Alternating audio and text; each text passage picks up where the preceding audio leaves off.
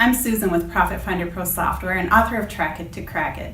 I have a really fun story about a company that was able to raise their closing ratios quite significantly through one small change in the way they assign leads over a period of about 8 months. They were in a dilemma. They had quite a few sales reps and were spending a lot of money on advertising. They had a sufficient number of leads coming in, or so it seemed, but the leads weren't converting into sales as they had expected. In fact, they were closing at only 19%, and according to industry standards, they should have been between 30 and 35. Up until this point, they were assigning leads by round robin, the next one up type system. And so when faced with low closing ratios, they started tracking their salespeople to see who was closing what kinds of leads and from what advertising sources. They started to see distinct differences. One guy was really good at selling to people who heard the ads on one radio station. Another person was good at selling to callers from the website. A third man was a pretty strong closer for both radio stations. And then there was a third radio station that no one was able to convert to sales. And then there were those sales reps that really weren't selling much of anything, or so it seemed, and they had to deal with that too.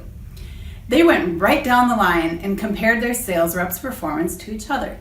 They looked at closing ratios, services sold, revenues generated, and advertising sources, both paid and unpaid advertising, referrals, previous customers, self-generated leads. What services was each one selling? Is one person's contracts consistently higher than the others? What advertising are they selling best? And then this was really interesting. They also found out what the demographics of each person's customers were, and they found that some of their people naturally gravitated toward the people with greater wealth, while others were more comfortable with middle class. Was there anything happening that one person was doing that could be taught to the others? So after going through the data, the numbers, the records, they put that same question out to their salespeople. Why is the closing ratio so low? Right away, one of the guys says, "Oh, because the leads we're getting are all junk." And I might have mentioned that on the other side of the table, one of the reps was closing that same source that he was talking about at 51%. But the point is, had they not had the data, they may have thought it was all junk, because how would you know otherwise? But because they had the data, they were able to find some obvious strengths and weaknesses. And it didn't take long for them to turn the course of business around when they started assigning leads to their salespeople's strengths. Their overall closing ratio went from 19% to 41%. Everyone won. The salespeople were ecstatic because they were given leads where they were strong, and so they were closing at a higher rate, and their sales were higher. The revenues were higher, which meant higher commissions. The sales manager was just smiling because he was looking like a real hero by doing what the system told him to do.